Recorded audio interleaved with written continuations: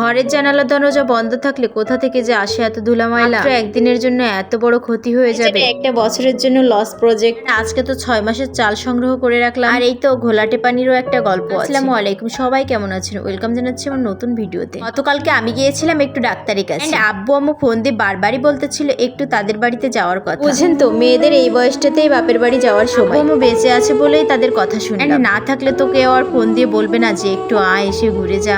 আম্মু কথা আমি ফেলতে পারি না, তাই তো গিয়েছিলাম আগের দিন, আর একদিন থেকে পরদিন চলে আসলাম। যদি একদিনের জন্য বাসার বাইরে যাই তবে বাসায় এসে আমার বেডশিট চেঞ্জ করাই লাগবে। এটা হচ্ছে গতকালকে সন্ধ্যার ভিডিও। আম্মুদের বাসা থেকে আসার পর আমি এসে আমার বেডশিট দুইটা চেঞ্জ করে নিলাম। একদিনের জন্য গেলেও মনে হয় কি ঘর বাড়ি ইচ্ছে মতো নোংরা হয়ে যায়। ঘরের জানালা দরজা সবকিছুই তো বন্ধ করে যায়, তবে কোথা থেকে জানি এত ধুলা ময়লা আসে। হোক, এই রাতের বেলায় কিন্তু আমি সব পরিষ্কার করে নিয়েছি, বাকিটা সকালবেলা করবো। এছাড়াও এক সপ্তাহ ধরে আমি তেমন একটা কাপড় পরিষ্কার করিনি। সকালে উঠে তো আমার অনেক বেশি কাপড় চোপড় ধুতে হবে। তারপর ঘরটাকে সুন্দরভাবে গুছিয়ে নিলাম, এন্ড গোছানোর পর একটু লাইটিং করে দেখলাম যে কেমন লাগে। তো আমার রুম গোছানোটা কেমন হয়েছে সবাই একটু আমাকে জানাবে। সব মেয়েরা নাকি ড্রেসিং টেবিলের ভিতরে সাজগোজের জিনিস, তবে আমার ক্ষেত্রে উল্টো। আমি তো একবারেই সাজগোজ পছন্দ করি না। সাজগোজের মধ্যে আমার খুব বেশি প্রয়োজনীয় জিনিস ছাড়া আমি তেমন একটা অন্য জিনিস ব্যবহার করি না। তো আমি চাল ধোয়া পানি রেখে দিয়েছিলাম, সেটা আমার গাছের গোড়ার জন্য। ঘরে লাগানো প্রত্যেকটা গাছে আমি প্রতি সপ্তাহে একদিন চাল ধোয়া পানি দিই।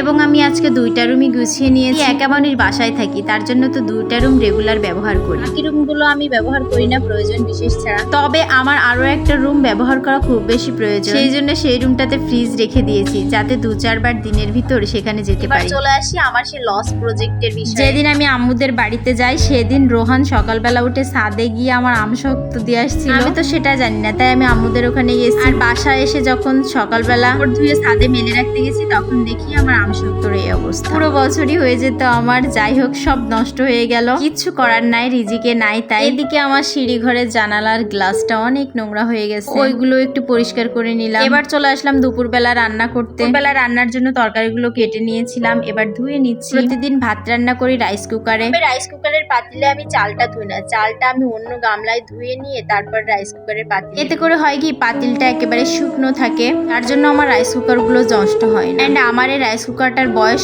8 বছরের বেশি আলহামদুলিল্লাহ। আর আমার এই কারেন্টার চুলাটার বয়স 11 বছর। আপনারা বিশ্বাস করবেন কিনা জানি না। কথায় আছে যত্নে রত্ন মেলে। আমার সংসারের প্রত্যেকটা জিনিস আমি অনেক যত্ন করেই রাখি। তো আজকে আমি কিছু চাল সংগ্রহ করে রাখছি বড় ড্রাম থেকে। ছোট ড্রামে যেখানে আমি রান্না করি সেখানে নিয়ে যাচ্ছি। আর এই ছোট ড্রামে প্রায় 25 কেজি মতো চাল ধরে, যেটা আমার তো 6 মাস তো হয়েই যাবে। আপনাদের ভাইয়া চলে যাওয়ার পরে আমি মাত্র একবার চাল নিছি, আর সেই চালেই মাত্র ফুরালো। আল্লাহ হাফেজ এন্ড থ্যাঙ্কস ফর ওয়াচিং।